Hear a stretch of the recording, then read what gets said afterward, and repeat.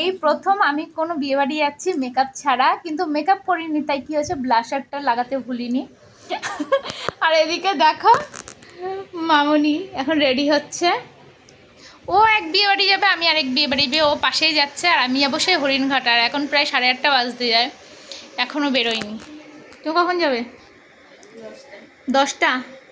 10টায় যাবে। এখন মেকআপ সবাই শুরু করছে।